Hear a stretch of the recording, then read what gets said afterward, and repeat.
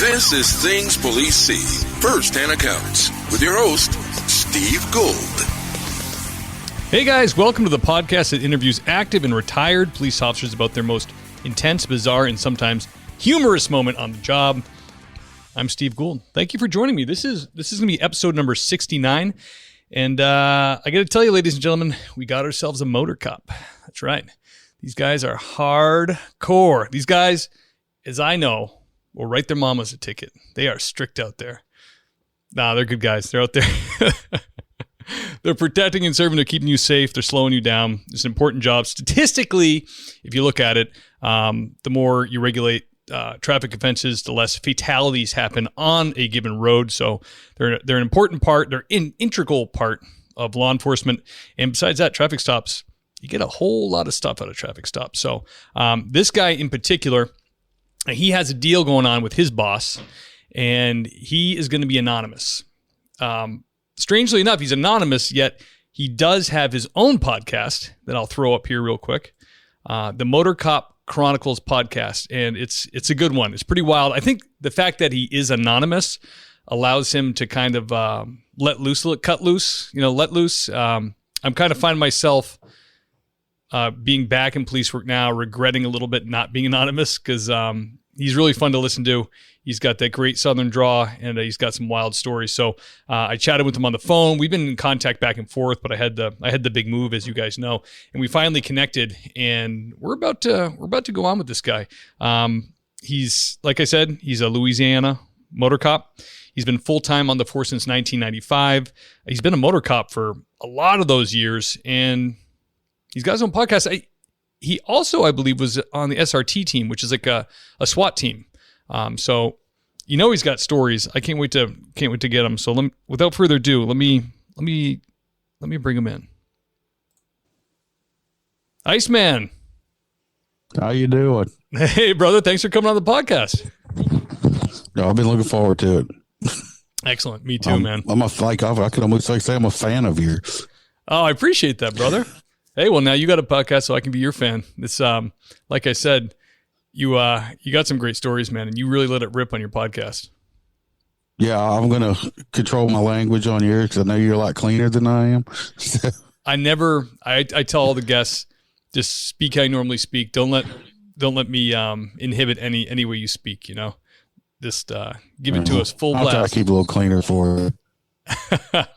So how I'm calling you Iceman, which I have to tell you is a really great nickname compared to what most people get stuck with. Yeah, I got stuck with that early on in my career. They say I show, especially when I was younger, I showed no emotion at all. I just had this cold look on my face. It's no smile. I call it the RAF face, which is a resting asshole face, which does not work out well. A lot of times I've been called to the carpet plenty of times because people have accused me of being rude even when I didn't even open my mouth. So it sounds like to me you were built for traffic enforcement. I love traffic. I know a lot of guys don't. I was offered detective several times through my career. I'm in another department. I was a sergeant over motors in my previous department, and I had actually passed up 2 lieutenant spots to stay in motors in traffic. It's cool, so I man. passed up promotions to stay in motors. I love motors. I mean, it's like the guys that do patrol boats. It's like you get to be a cop, but you also get to wheel around a department issue motorcycle at high speed. So it doesn't seem like there's any drawbacks. I don't know. Well, cold and rain is not very pleasant, but you get used to it. Yeah. And, what happens with that, Iceman? Like, say it's pouring down rain. Do you hop in a squad car, or do you stay in the bike? Well, the 2 departments I work for, we were issued a motorcycle and a unit. Some departments I know don't, but both of the ones I worked for, we were issued a motorcycle and a unit. Now, if it was pouring down rain when I left to go to work, we would just get in our units and go. Now, if you're out working on a motorcycle and in South Louisiana, it could just start raining at any particular moment, and it starts pouring on you, you just get wet. So that's just part of it. You're going to sweat, and you're going to freeze to death, and you're going to be wet in a combination of all of the above. And it's just when we had new motor cops come in, we'd tell them, hey, you're going to have to deal with the elements, and it's not pleasant. Yeah, you know what? It's like anything else. Like I always look at the canine guys and go, how cool is that? Your partner's a dog. It's so cool. The movies seem so cool. And my buddy who's a canine guy was like, it's not that cool. He goes, it's pouring rain out. They have to take a crap. You have to let them out. I'm covered in fur all the time. My uniform constantly looks like crap. I can't go on vacation unless another handler takes care of them. I'm like, all right, I get it. It's canine units usually stink too. Oh yeah, they smell like dog constantly. Those dogs never I thought shut about up. it at one point in my career, you imagine them barking in your ear the whole day, just. It's like, no, I thought about it at one point, and I was like, I got in a canine unit, and I'm like, why does it stink so bad in here? It's like, oh, it's just a dog. I'm like, and everything was covered in dog hair. I have my own personal dogs, but just everything was just constantly just covered in dog hair. So it was ridiculous. What about a sidecar with like a crate that maybe?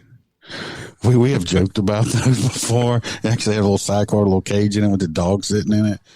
And we, the previous department with another sheriff I worked for, we had actually tried to get them to give us a purchase order for some jet skis so we could do motor patrol unit we have a lot of waterways on the river, which that didn't go over. We didn't get the jet skis, but we did try. I can't play. It's a water motorcycle. Why wouldn't you try to get one of those? Exactly. That's what we tried to explain to them.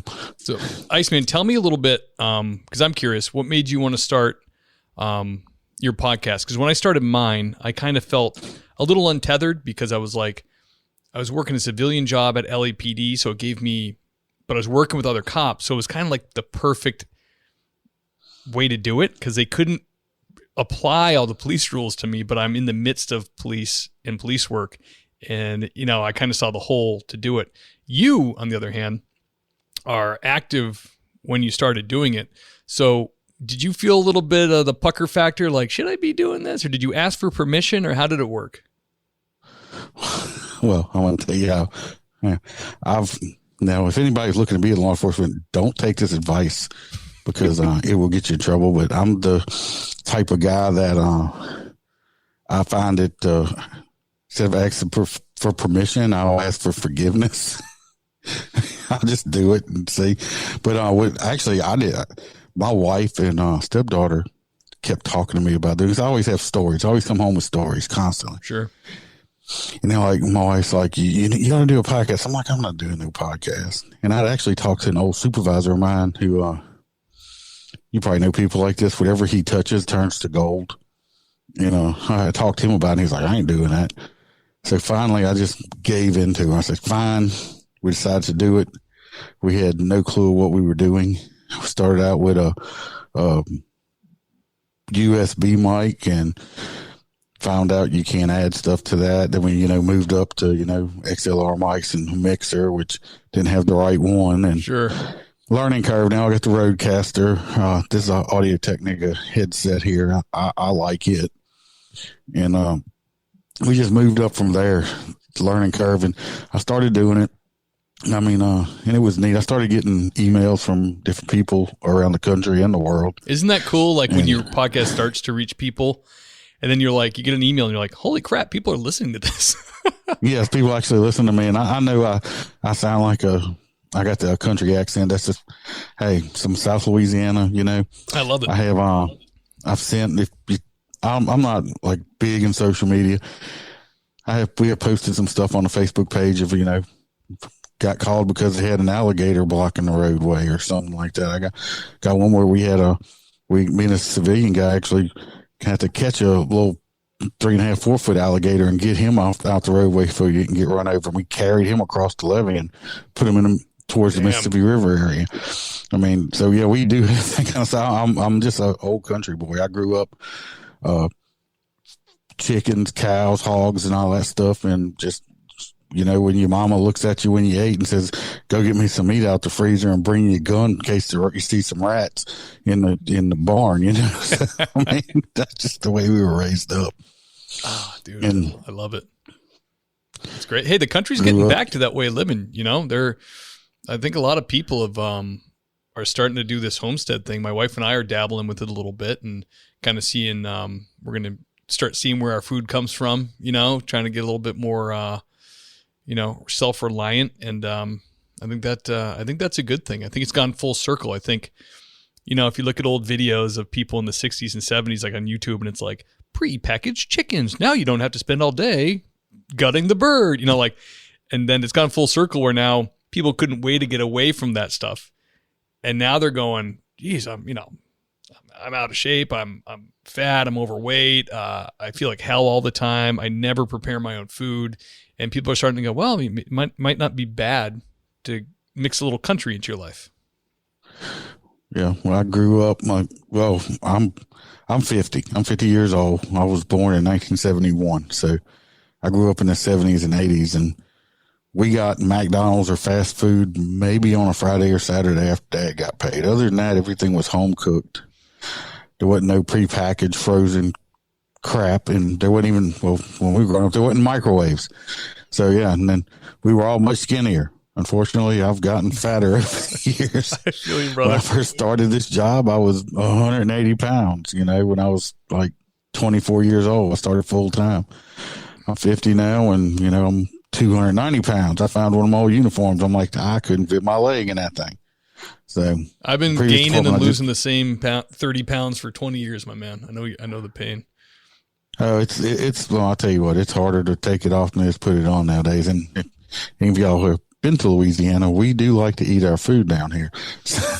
Damn, it is so humid down there too. I mean, New England, where I am, is humid in the summer, but Louisiana is just like lie down naked in your kitchen floor, humid. It's just brutal.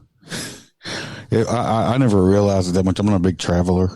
We did go to, it was the year Katrina actually hit. I went to a motorcycle competition in Canada.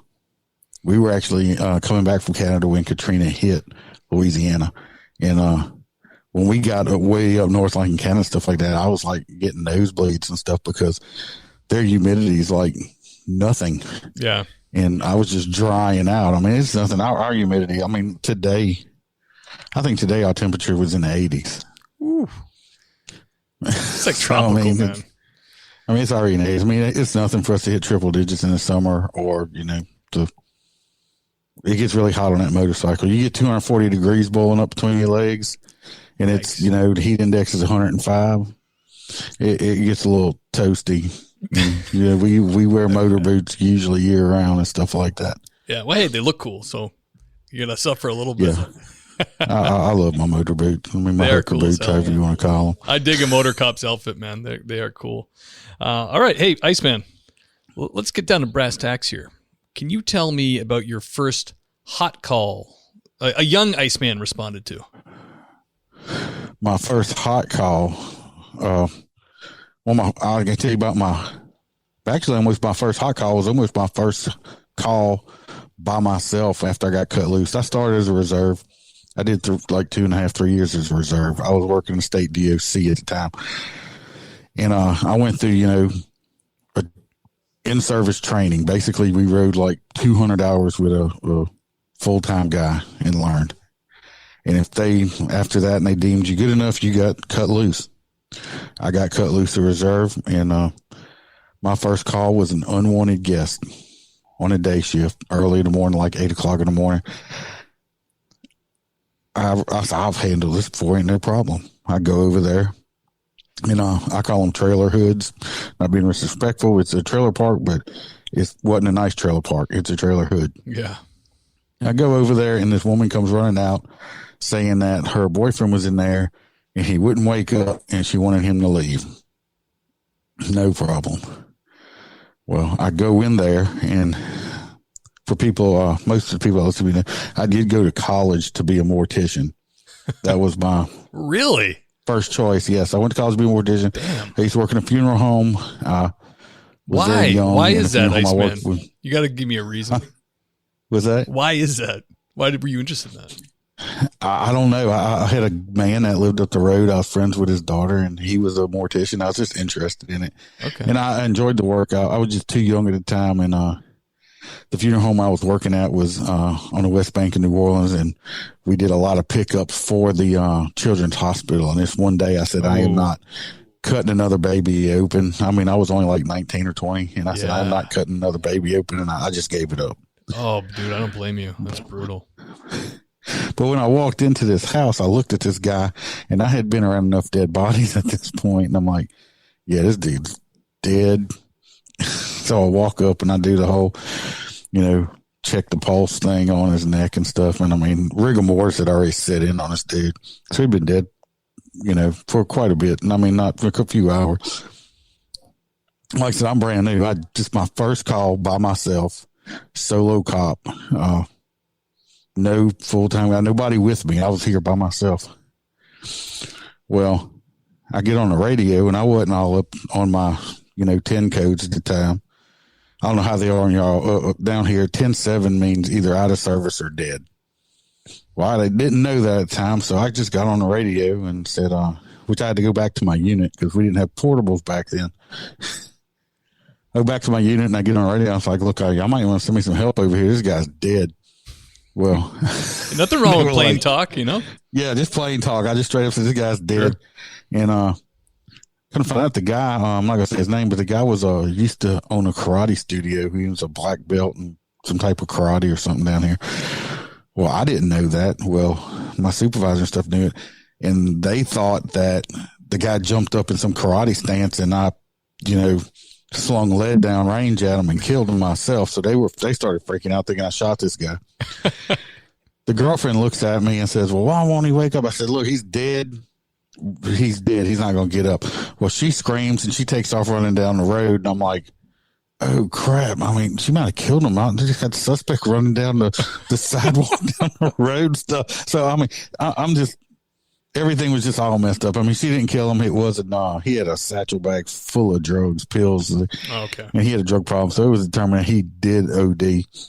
And then, his brother comes over. I mean, and the coroner gets there and I help him get him off the couch. Well, like I said, rigor mortis had set in.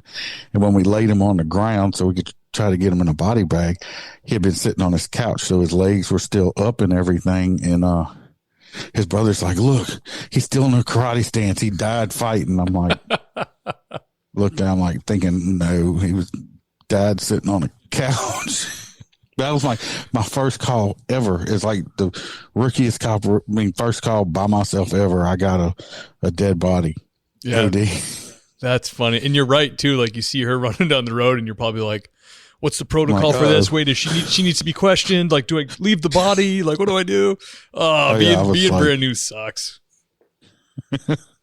That's like 100 years ago. I mean, like I said, I went full time in 95. So December 15th, 1995, I went full time.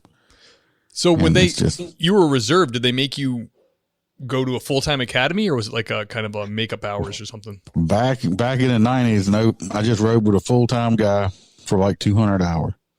Oh, that's what you said. Okay, so that equaled, When he looked at it, he's like, the supervisor basically looked down and said, he knows what he's doing. And they said, yep. Like, all right, you can go out by yourself. They gave you the old, hey, go ahead. Yeah, they gave me don't get yourself killed. Good luck. We didn't have, like I said, there wasn't no such thing as laptops. We were still using pay phones. They had cell phones, but no one could afford them. Right. And we still, had no portables whatsoever. We had a clip. Most of the units had a clip on the outside of the bar lights, which were still the old rotator bar lights with the light bulbs in them with the reflective thing that spun around. Hear them. And, yeah, you could hear them. And when you got out your unit, you'd pull your mic out and clip it on the outside of your bar light in case something did happen and you were able to get back to your unit to call for help. And then we were using a low band 39.5 low band radio is what we had. So hopefully you were somewhere where the radio would actually get out. It was a whole different time of law enforcement back in the 90s and stuff like that. It's crazy from where it is now and today. And old people like me had to adjust from the progress of law enforcement because you used to enforce the law differently back then than you do now. Yeah, I noticed it's funny because some of the more modern, newer coppers, and I put myself in that boat. I've only been on the job, like 14, 15 years, like in law enforcement.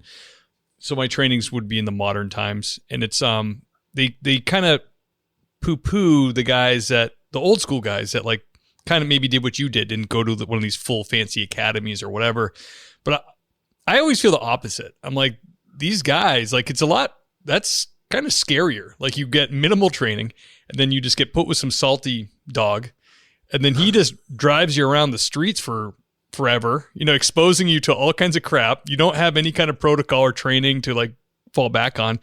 And here they are later in their 30, 40 years into their career, and they've done a hell of a job. Like, to me, there's more than one way to skin a cat. You know what I mean? Like, it doesn't have to be one way or the other, but I don't see anything wrong with that.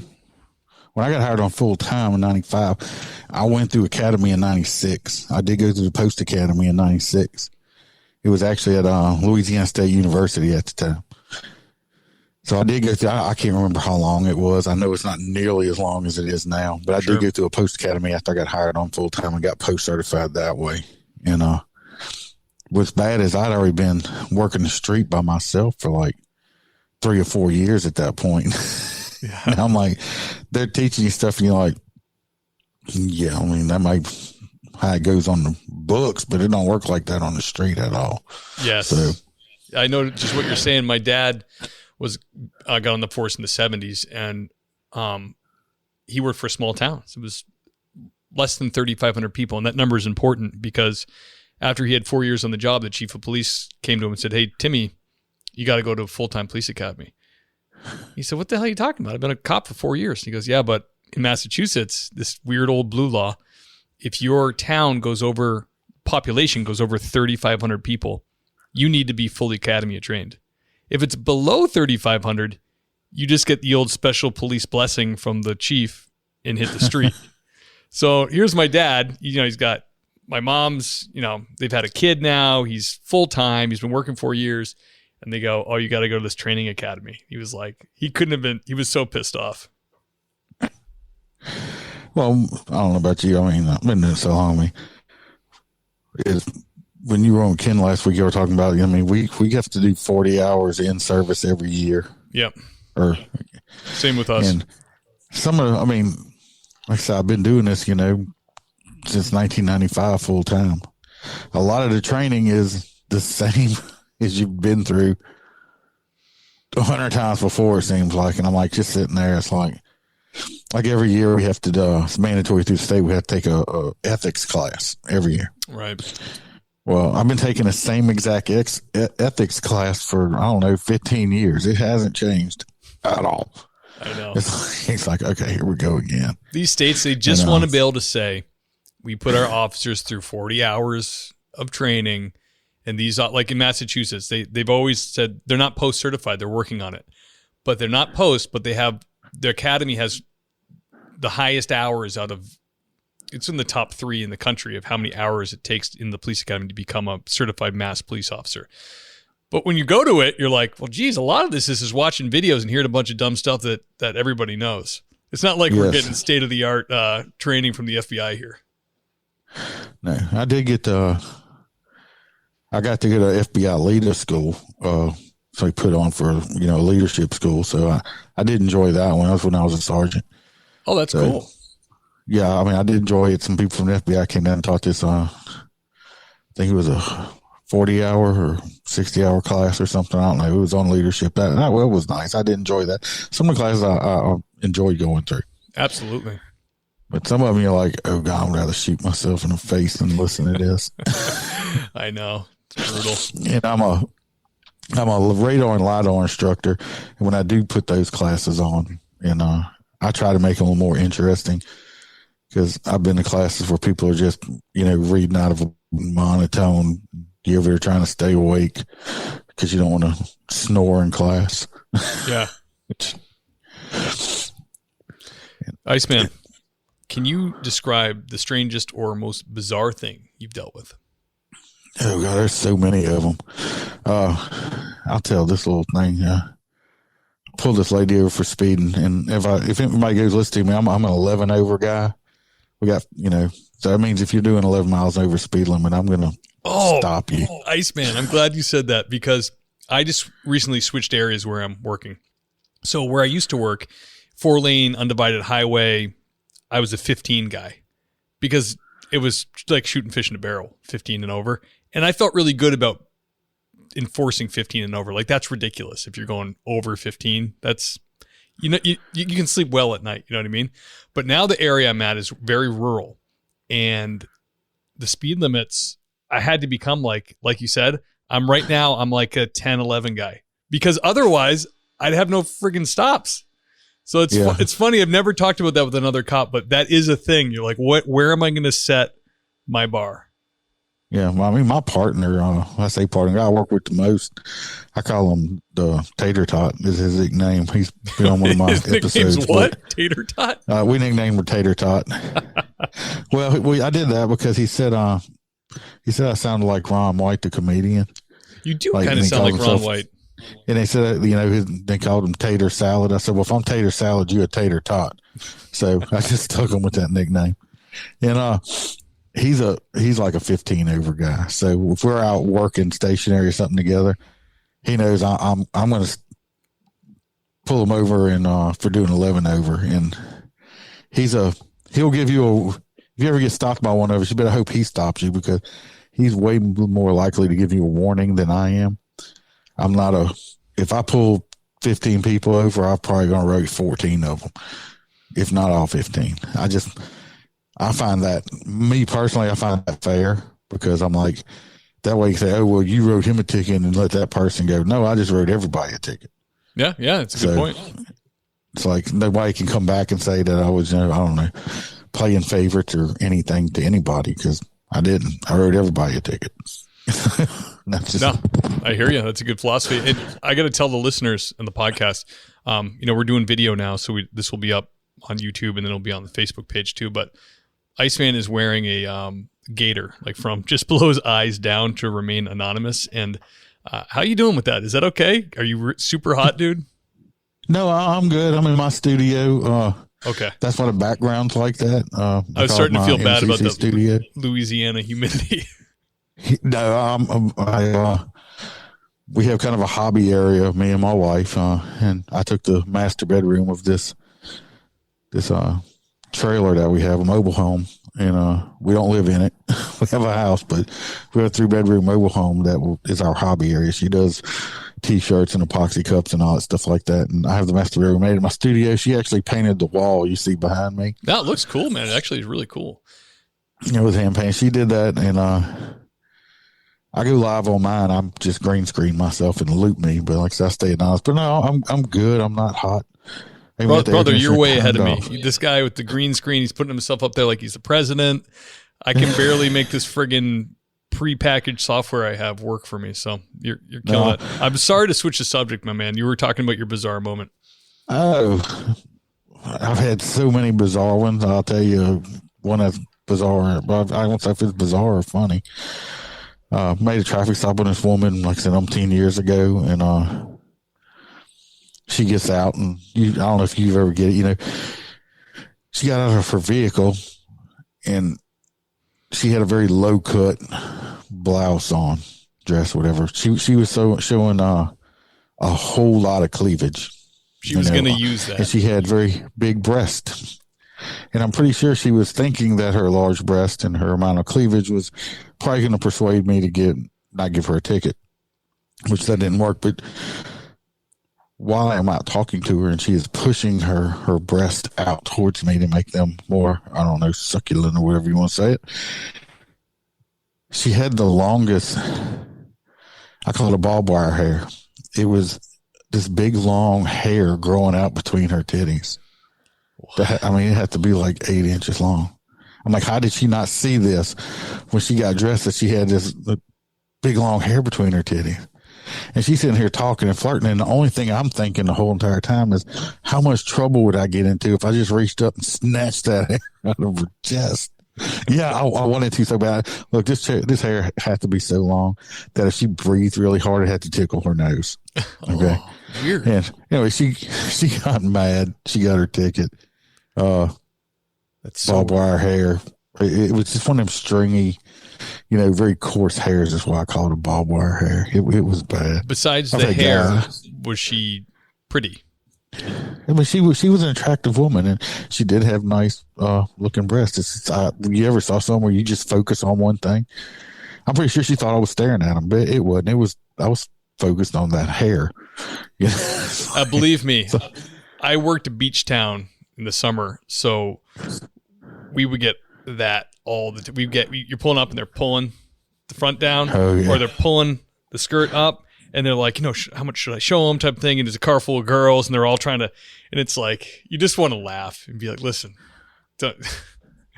your father your father would probably smack you. I've had girl I offer sexual favors on traffic stops. I'm like, no. It's like, wow. No. Well, I won't say the word, but very early in my career, I was taught that badge can get you a whole bunch of sexual favors, but those sexual favors will also get your badge. So, yeah. It's like, don't do it. I mean, they'll offer it. I mean, I've had women, walked up there and they've had their skirts pulled up around their waist with no panties on. Usually when I come back with the ticket, their skirt's back down where it's supposed to be at. So, yeah. That's brutal. Oh. Try to teach all the young guys I have taught. I always try to tell them, hey, don't fall for it. Don't fall for it, because you end up, unemployed, possibly charged with a crime and everything else. Don't do it. Yeah, they've had that up here. I mean, in Massachusetts where I work, there's been cases that have come out where they're transporting somebody or whatever, and they end up, going to a old warehouse or somewhere and doing whatever, and then of course down the road the woman reports it. Hello, like, I don't understand these. Their minds must be rotten, these cops, like, or they just must be so horny they can't even think. I don't know. I guess, because just like if you're a prison guard or something, I mean, they teach you in there, don't do the smallest little favor for an inmate. Oh man, can you bring me a stick of gum? Can you do this? No, don't do it, because next thing, that stick of gum is going to turn into something a little bit bigger and bigger and bigger, and you're going to have to keep doing it, because if not, they're going to tell on you, and you're getting in trouble for bringing them that stick of gum because you're not supposed to do it, and they're just going to use you up. Those people sit around, 24 hours a day thinking a way to get over on you. Yeah. So that stick of gum could end up costing you your career or freedom in the long run. I don't know about where y'all, whenever a male is transporting a female, we give our beginning mileage to dispatch. Same. And they log the time. So if I'm transporting a female arrest warrant and I'm at this location and have to go to the jail, let's say, it's 5 miles away, and I'll give them the ending mileage. If she starts claiming rape or something like that, they can kind of pull it up and say, well, it took him, 6 minutes to go 5 miles, and this was his mileage. There's no possible way in that time limit. Right. It's kind of, and a lot of the cars now have cameras in them and stuff like that, and audio and stuff like that. And if you're in law enforcement, you don't have it and you transport somebody, hey, you can buy a recorder cheap.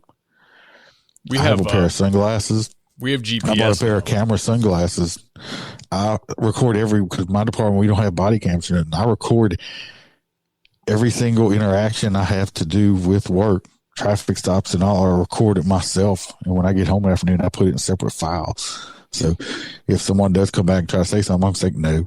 I just had recently, I had this woman said, I just walked up to her car, just looked at her and said, pulled her over for speed and walked up and said, you're a stupid bitch. I'm like, why would I just walk up to someone and just call her a bitch out of the blue? It's like I make hundreds and hundreds of traffic stops every month. It just all of a sudden I just lost my freaking mind and just walked up and started cussing this woman out. No. You're like, no, I don't need my retirement. That's dumb. Yeah, I mean, I didn't work, I'm 4 years out from retirement at 100%. And I'm just going to throw that away. Yeah, that's but let's see why you got to nowadays. No, yeah, it's when the body cam started, they started threatening body cams, and people on the anti-cop side were like, yeah, we're going to get you all cameraed up, and then we're going to see what you're doing. And then we're all kind of like, no, screw you. We're not going to wear cameras. What do you think? You don't trust us? This is like Big Brother. And then they forced them, and then departments started finding out, well, the guys kind of like these cameras, because every single interaction is disproved by the freaking camera. And they start going, wow, these statistics about police being like super, super responsible are actually true. I have so many stories from friends in admin that have people come into the lobby and demand to speak with the supervisor. And the supervisor goes, no problem. Love to talk to you. Let's pull up the video. And they go, what? And they go, oh, here's you being a complete a-hole and the cop being just so nice to you. What else would you like to say? Are you trying to file a false police report? I mean, that has happened probably thousands of times nationally. And now cops like the body cams. But do you hear anything about them anymore in the media? No, never. Well, no, because at first, like I said, I was one of them guys at first. I was like, man, they want to record them and trust me or whatever. But I got to where I was actually started recording myself on a digital audio way back when. But I'm like, even today, because our department was talking about getting some body cameras, and some of the guys were like, man, I was like, if you're not doing nothing wrong, the worst thing that's happened the last 6 months. Exactly. The worst thing that's happened the last 6 months is somebody's pissing at LA. They got a guy at a urinal. It's like, that's just funny. It's okay. Yeah. What do you want? His body camera went on. He's taking a leak and he said a swear. Who cares? Yeah. I mean, the camera will exonerate the law enforcement. It seems like more, probably at least I don't know for a fact, but I'll say about 90% of the time. Yeah. I mean, I've been lied on numerous times, and stuff's been proven different. The stats are really, really good for law enforcement. If you really look at them with objectively, and it makes sense because it's the kind of job where you get a background done, and they're really careful about hiring you. Cops really don't F up that much. They're really pretty damn good for a blue collar profession. These guys are doing a really, really, they're well vetted. If you look at the amount, of course, the media, I try to do it, but get into it. But the media, and you look at everything you see on the news now and everything. I mean, you would think that, we get up in the mornings or at night and get dressed, put our duty belt on, and go out and say, man, I don't know how many people I can just blow away and all this stuff like that. We're just going hunting or something. That's so far from the truth, and it really makes me extremely angry because, like I said, I've been doing this, almost 27 years now, and I told somebody on a traffic stop recently, and I'm like, what's wrong? I mean, they're like, oh, I don't want you to shoot me and kill me. I'm like, I said, have I even put my hand on my gun? Well, no. I said, let me explain something to you. I said, I've been doing this, longer than you've been alive. I said, I've never, thank God, knock on wood, I've never had to shoot anyone. I said, I've been shot at, but I said, I've had my gun pointed at people. I said, thank God in all these years that I haven't had to actually pull a trigger on. I said, now hopefully I'll be able to retire and say that I never had to kill anyone or take anybody's life in line of duty. I said, I just want to come out here, and I know it's all cliche and everything. I mean, I actually started doing the job because I enjoyed helping people, and I still enjoy helping people. I mean, I do it all the time. I've bought people's food for them. I've been in a grocery store, grabbing some lunch from a deli, and somebody in front of me, I saw they were buying some groceries, didn't have enough money. I paid for it. I mean, I don't want recognition for that. That's just being a kind human being. I mean, that's just the way I was raised.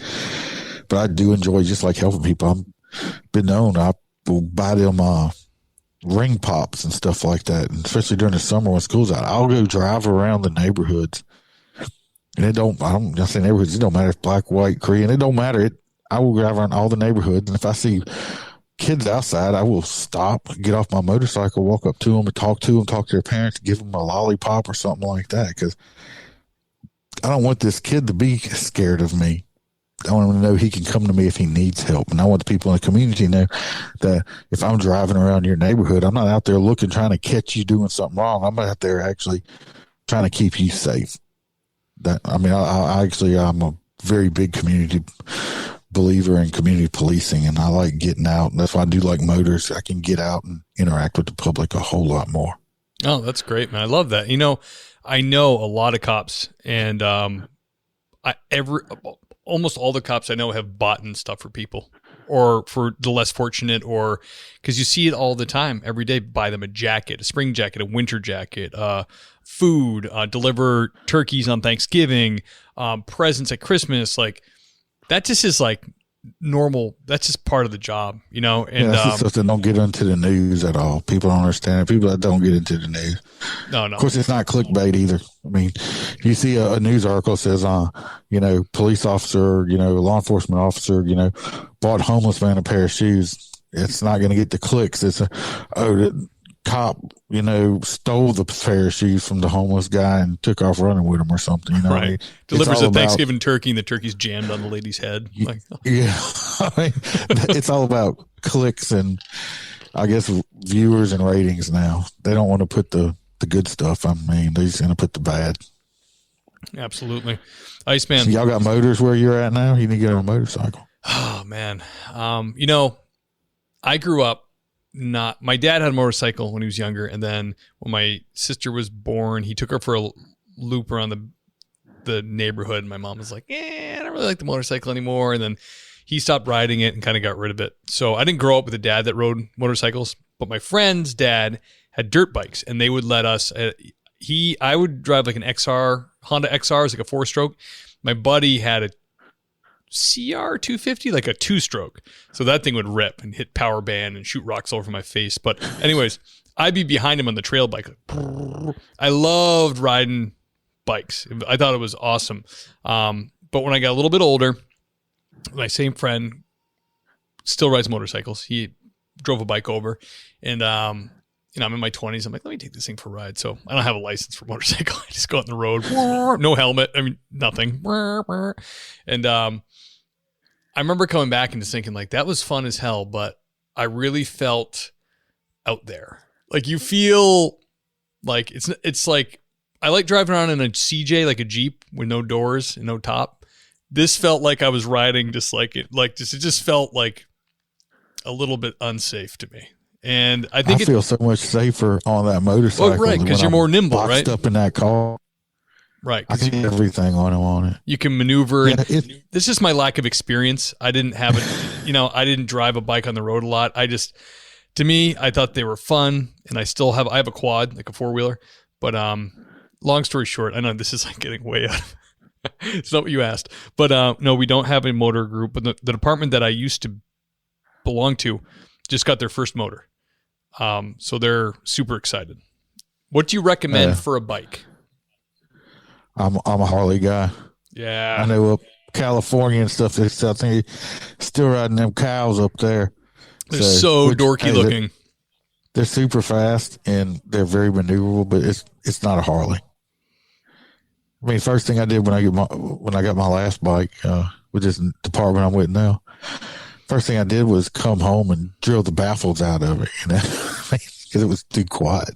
If I took the baffles out, I need a little rumble to it, They said, did the sheriff let you do that? I said, I don't know. And I asked, they're like, what I'm saying. Yeah, that's how you do it. You ask for forgiveness. I just did it. I'm just that guy. But he don't care. I mean, he rides bikes, so he likes it too. But I don't know. I just love. I mean, I've been over the hood of 2 cars. I've been involved in 3 crashes, but I've been over the hood of 2 vehicles. Damn. On duty, running funeral. I was lucky. I didn't break anything major. I was able to walk away from them. No overnight stays. One accident, the worst accident I was in involved me and another motorcop during the funeral due to radio failure. And they got us on new radios we asked for after that, what we had been asking for.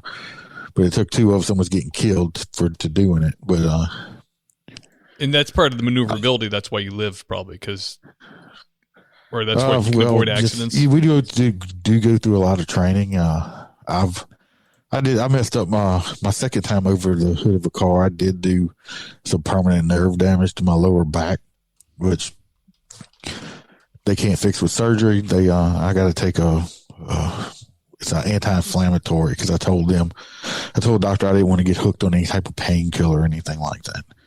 I see it too much. Well, you don't like to party? You see people, huh?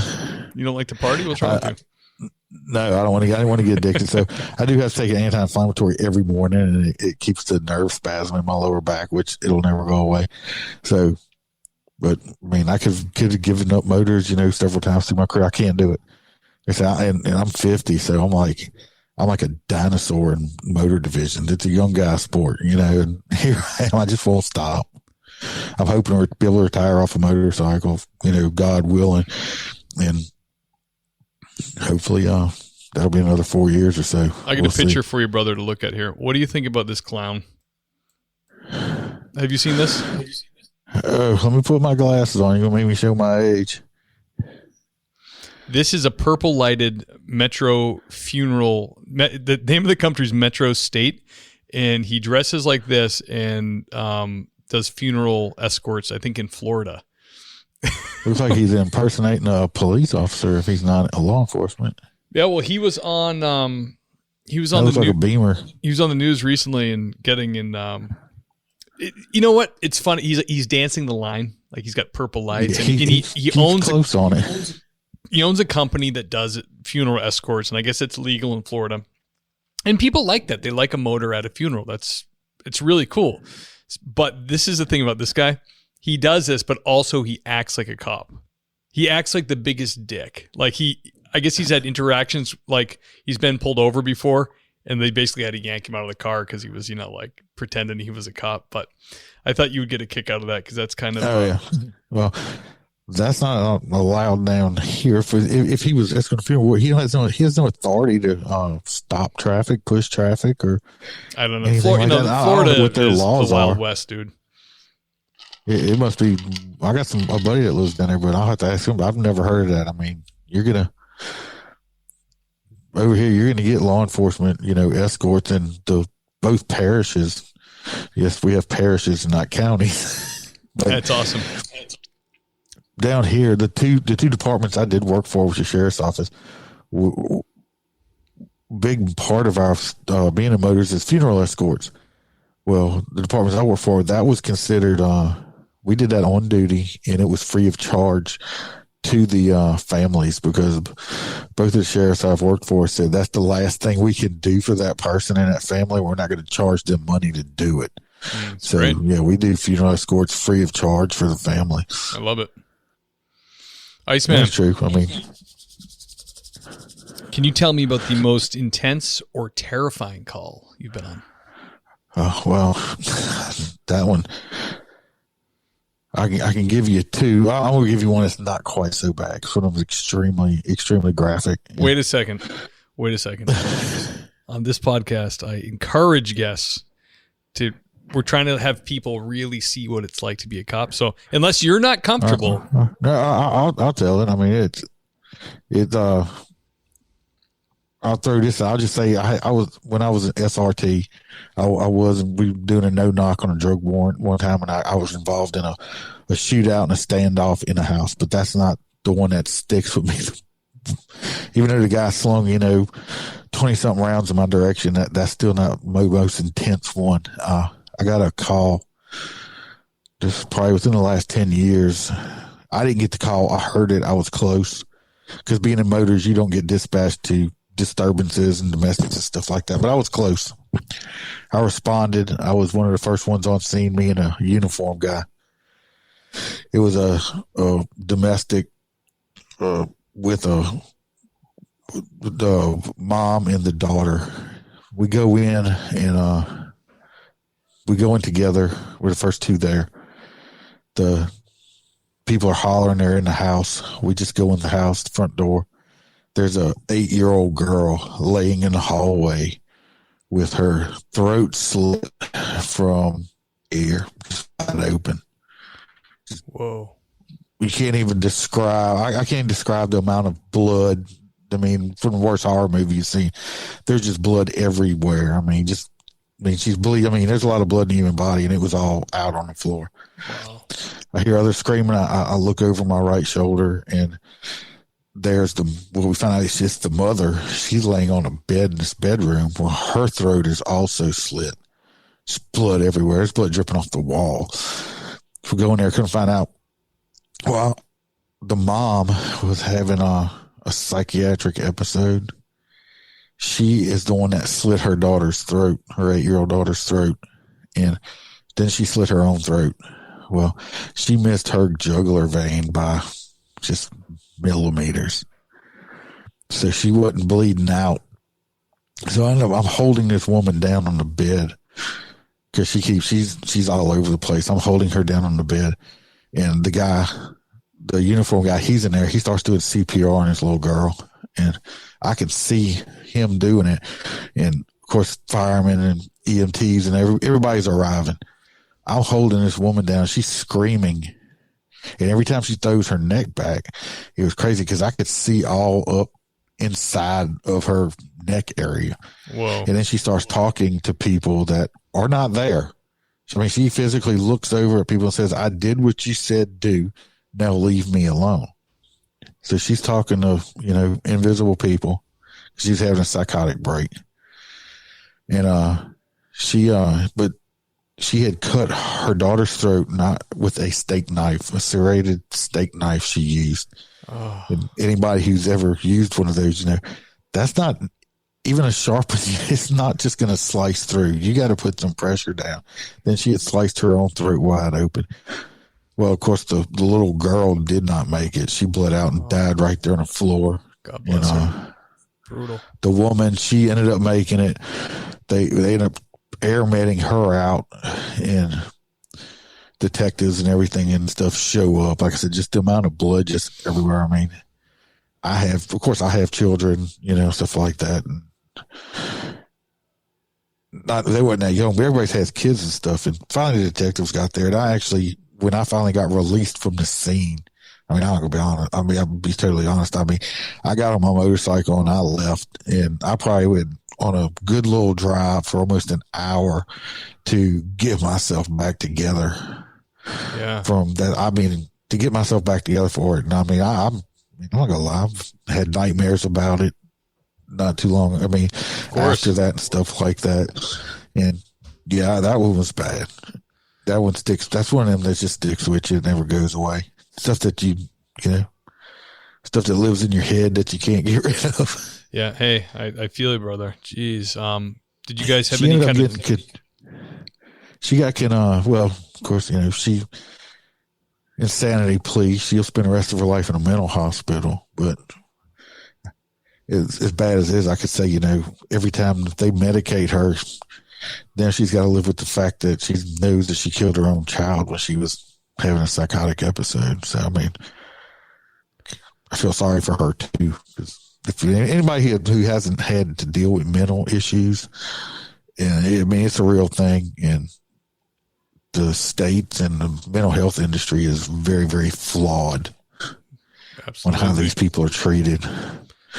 Absolutely. Did you guys get any kind of debriefing for that, or? Nope. That never worked for a real big department. They were like, all right, you can go back to work. Damn. And that wasn't my first one. I mean, I've had, being in motors and traffic investigations, I've had a lady that pulled into her driveway that was on a upward hill area. And, when you pull up into upward, you can't see. Well, she ran over her own 5-year-old son and ended up killing him. And I ended up dealing with that years before that one and stuff like that. It was just, I was at a hospital kneeling on the floor holding this woman, and my superiors are telling me, that I have to get a blood draw and stuff on her. And I'm trying to, it's just like, I'm like, really? You got to do it. I'm like, because they wasn't there. So I finally got the blood drawn. I wasn't happy about it. I followed my orders, but I wasn't happy about it. I mean, this woman, you could tell she wasn't on, I've been doing it long enough. She wasn't high or drunk or anything like that. It was an accident. Here I am doing this. It sucks. Yeah. In the state of Louisiana, you can, they can order to take blood. If you're involved in an accident that incurred death or something like that, or serious bodily injury, you basically don't have a choice in it. You're gonna give us the blood. Gotcha. Yeah. I know in Arizona, if you just get pulled over for OUI, they can, if you refuse to blow, I believe they can take you to the hospital, strap you down, and take your blood.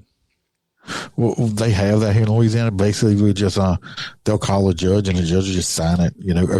Give you a verbal over the phone, and you'll get it. Give us the blood. Yeah. Wow, Iceman, those are some heavy calls, brother. Wow. I've seen a lot of, I got out of the funeral business because I was tired of looking at dead babies, and I still had my fair share of dead babies that people get law enforcement. I love the job. I can't imagine doing anything else. But, how you put it, I've suffered from my fair share of nightmares. My wife will tell you, I've woke up, and had her in a full-on bar. I was arresting her in my sleep because I was dreaming about work or something. Yeah. People don't realize that, like, oh, you choose to do this job. We paid it. Law enforcement people paid a price, mentally and physically, and so did our family. Yeah. So I don't try to tell her. She's like, how was your day? I'm like, oh, it was fine.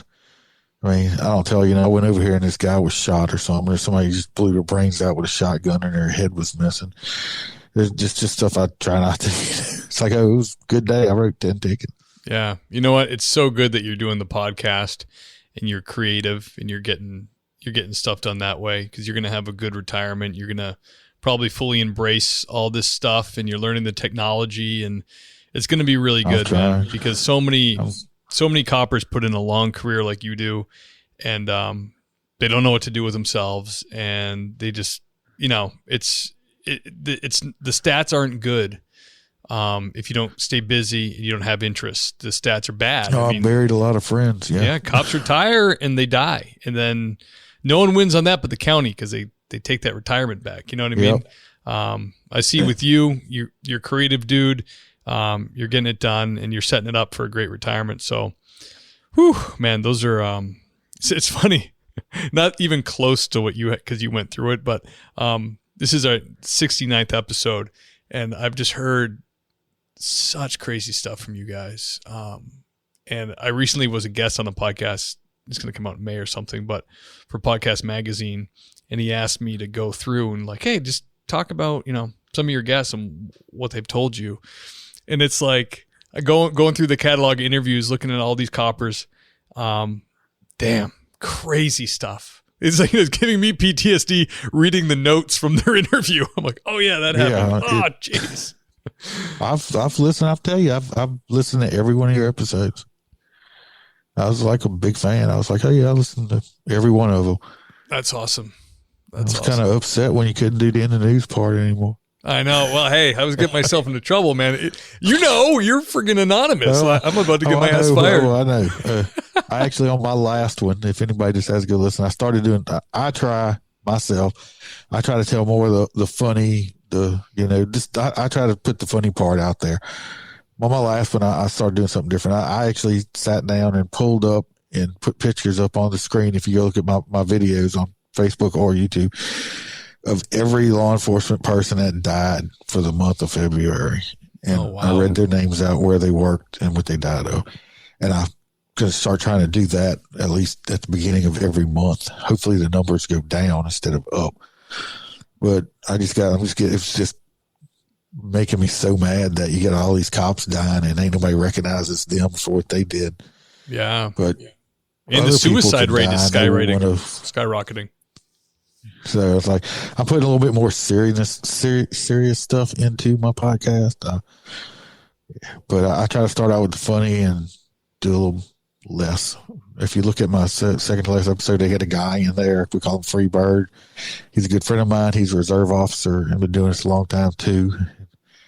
So, but I videotaped him with a eagle head mask on him and looped them in there. So, we just try to make people laugh and be funny. Just let everybody know, hey, we might wear a badge and a uniform, but we are people. We're not robots. Absolutely. We love, laugh, and cry and hurt just like everybody else. Absolutely. Well, that's a great transition to, can you tell me about a positive or heartwarming encounter on the job? Towards me, or something I've done, or, I was kind of so many little children and stuff. I love dealing with the children. One of my most favorite things to do is parades, especially on a motorcycle. Yeah. And I feel people say, I try to, one of the guys that trained me, he's retired now. He was a freaking phenomenal, just instructor, police officer, ended up being a chief of a large city. So like, this dude was, I mean, one of the most professional, straight up guys I've ever met in my life. And he used to do parades, and he talked about, he was a motor guy, and he would drive down very close to the crowd, put his hand out and give high fives to try to do every person, everybody, every kid in that parade. I do the same thing. I love doing that. I will stop and talk to the children. I mean, I've had people come up, I mean, thank me. Recently, I had a truck driver stop when I was working a school zone, directed traffic, stopped and gave me breakfast that he bought and paid for, saying, you know, nice. Appreciate what you're doing, stuff like that. I mean, don't ever, you know, think that if you see a cop, want to go tell them, you know, thanks for what you do, whatever that, you know, some people are, you know, asses. I mean, I look like one. If you can see my face, like I said, I have a resting asshole face, but I'm actually a nice guy. It's just the way I look, you know, but I like that when people just say thank you or whatever like that. I mean, it's nice, you know, the little kids. I've had little kids come up and say, you know, stuff they've made or pictures they've drawn and stuff like that. I still have all that stuff. I mean, I keep it. That's awesome. I mean, just the little stuff. I mean, it don't take much. It's funny because, you know. Oh, go ahead. No, I mean, it's very easily you get cussed out and called names all the time. I can't even tell you. I mean, you cuss me out nowadays, I just kind of look at you. I had one person got mad at me because I laughed at him and like looked at me like I was crazy. I'm like, "That's the best you got?" I was like, "You gotta come harder than that on me, brother." I was like, I'll be cussed out by the best of them. You've been a cop too long. You've heard it all. Yeah. That's funny. You know, I was directing traffic a couple of years ago, and this guy came up and he goes, I bought you a coffee. And he goes, before you refuse it, I'm a retired FBI agent. I want you to have this coffee. I want you to drink it. So let me, you know, he wanted to show me his credentials. So don't throw it out when I leave, because I know that's what you guys do. It's like, yeah, I've done that. I mean, not saying I mean people have great intentions, but well, you don't know. A stranger comes up and they give you food or they give you a drink, and you're like, I don't know you, and people don't like us. So thank you very much. And then when they leave, you just kind of pitch it. Yeah, I mean, if somebody gives me a bottle of water and it's sealed or something like that, and it's not leaking, there's not a syringe hole in the side of it. Yeah. You walk up and, you know, hey, look, I baked these cookies. Well, yeah, okay. Well, I'm going to pass my drug test when I get random too. So I'm not going to eat that. I'm not going to be seeing stuff later, right? Yeah, it's like, oh, look at the pretty birds. Iceman, one of the favorite questions that I ask for a lot of listeners, they're younger and they're getting into police work, or a lot of them are in academy. Can you give some words of wisdom or some advice to these young officers? My main thing is, if you want to be a cop, or you get in law enforcement, you're going to say things and do things that you're going to say, oh, I shouldn't have done that later. If you ever get called in by your superiors, which you will eventually if you do this long enough, don't ever lie. Don't lie. I'll say one thing. I've taken suspensions, all kind of write-ups, stuff like that. But anybody that can tell you and knows me that I have never lied. If I said it and I did it, I'm going to tell you I said it and did it. I'm not going to even sugarcoat it. They called me and said, hey, did you tell somebody they were a stupid crackhead? It's like, yeah, it was a quote. I said that. I've never sugarcoated it. I'm going to just always tell the truth. Because once, to me, not just in law enforcement, just being a man, period, you're only as good as your word. And to me, once you lie and your word is, you don't do what you said you were going to do and you lie about something you do, you're worthless to me. Don't ever go back on your word. Just always tell the truth. The truth's going to set you free. I mean, it's true. Just don't lie about it. If you did it, you did it. I've called, I was cutting grass and shattered out the window of my unit. I threw a rock. I called up. Well, the next day, the sheriff called, and I'm like, God, I think I'm going to get suspended or something. The man said, hey, I want to tell you, I appreciate it. I said, for what? Breaking a window? He's like, no. He said, you called and you said how the window broke, and you didn't say, oh, I don't know how it happened or it happened in the parking lot. He said, no. He said, I just appreciate you telling the truth. And you know what happened? I didn't get in trouble. The man thanked me for telling the truth. I got a new window in my unit, and I didn't even get suspended or wrote up for it because I was truthful. And just always tell the truth. That's my thing. That's very true, man. When I worked backgrounds LAPD, so many candidates would lie during the background. But the thing they're lying about would not disqualify them. But the fact that they lied about it disqualified them. And I would tell them at the beginning of every process, don't lie. There's so much stuff that could come up in your background. You're a human. We're not looking for perfect humans. But if you lie, it's over. And he's looking for somebody perfect. Nobody's perfect. Right. Like I said, just can't be a liar. I mean, like I said, tell the truth. I mean, like I said, I've done and said a lot of stupid crap in my career. You can weather a lot of storms by telling the truth. But if they know, and like I said, the people I work for know, if they call and ask me something, and I tell them I didn't know, no, I will fight you tooth and nail if someone tries to accuse me of doing something I didn't do. I'm gonna fight you tooth and nail. I will never back down from it. But I'm also not gonna lie to you if I did do it. So just always tell the truth, because once you get caught in one lie, and Steve could probably tell you, once you don't have once your word is no good in law enforcement, especially in court and stuff like that, you're done. You might as well quit. Yep, absolutely. Good advice, brother. Let's talk about Motorcop. Where can we check the show out? Where can we do you have merch? What do you got going on? If somebody gets in touch with me, my wife does do epoxy cups. She actually, I made this cup right here. It's not that, but it's like military. Let's see if I can get it on here. See it? Yeah. I actually made this cup myself, playing with it. But we do cups. I mean, she made my T-shirt. I mean, oh really? I'm not into making any kind of. I've never thought about trying to make any money for it or anything like that. Where can they get at you? We're on Apple Podcasts, Google, Spotify, Pandora, iHeart. I'm on all the platforms. Instagram? No, I'm not an Instagram person. You said all the platforms, Iceman. I'm not an Instagram person. I have a Twitter account. On Twitter, Parler, I think it's back up. Parler and Facebook. I'm not even much. Like I said, I'm not tech savvy to tweet and stuff like that. If anybody wants to get in touch with me, it's better to email me or on Facebook or whatever. And if you want to hear the show, they just type in Motorcop Chronicles wherever they are. Chronicles. Yeah, and I don't know what people listen to most. I have started doing live shows. Well, it's me. I do a video of myself and I put myself in the green screen, but I am talking live and interacting with the people. And the videos I post on YouTube afterwards. Awesome. But I've been trying to go. It's kind of random. I did Saturday, yesterday afternoon. I mean, it's when I get the hair up my butt. I'm like, yeah, I'm going live right now. My stepdaughter called my wife a couple weeks ago, and she's like, do you realize he just went live? She's like, yeah, I saw that. She's like, you're not at home. He's unsupervised and he's live. So yeah, I'll just get it. I mean, but I try to do it. I mean, I like to tell my funny stories. I do have guests come on. They're not all law enforcement.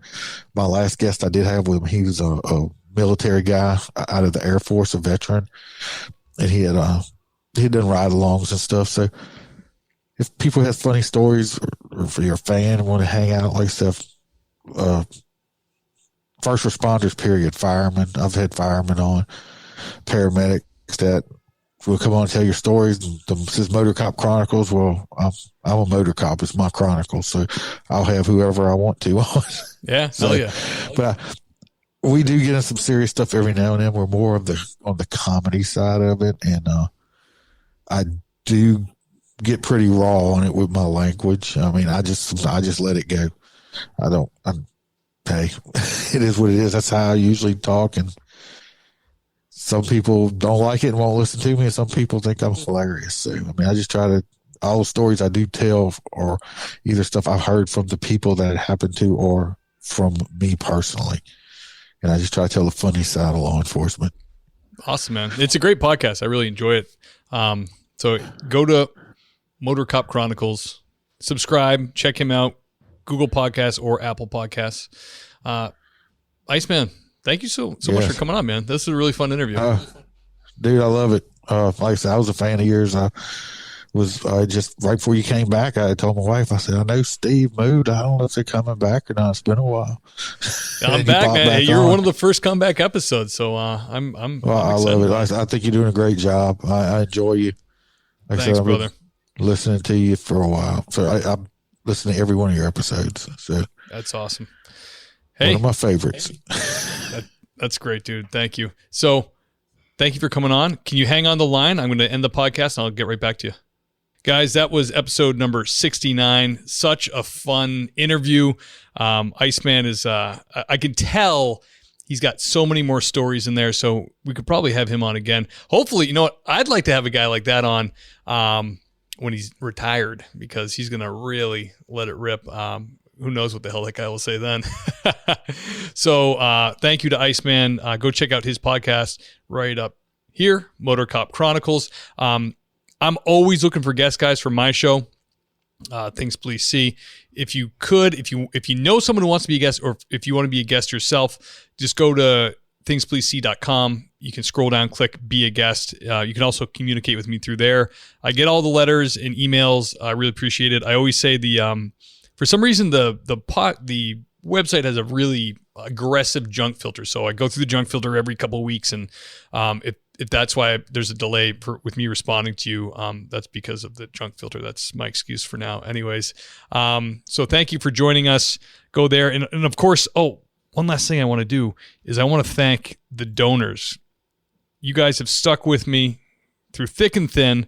You've been donating to the show. You help pay for everything that the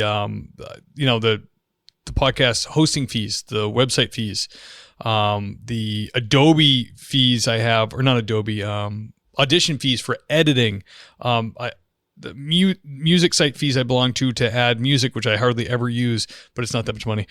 Anyways, you guys pay for all of it, and it's so cool to do the podcast and put it out there for you guys and have people get to know these cops and have you guys supporting it. So thank you so much to Jacob Ruth, Amanda Powell, Carmen East, Rich Emery, William James Long from William James Long Investigations, Sasha Varnoff, Samantha Harper, the great Gary Steiner, who's coming back.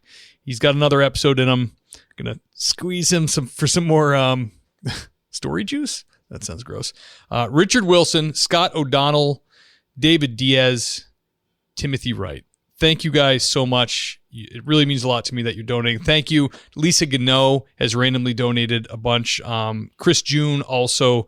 It's just really cool. I really appreciate it. Like this software I'm using now with this fancy thing right here, this was paid for by you guys. The laptop I'm using that can handle this fancy software was paid for by you guys. So I appreciate it. I plan on sticking with it and trying to get this, expanding the show, doing more stuff. Got to have Ken back on more often. The whole thing. That is my the water well pump for my house. The studio's in the basement. You can tell by this drippy window marking on the cement foam. So apologize for that. But thank you guys. This has been episode 69, and I'll catch you next time.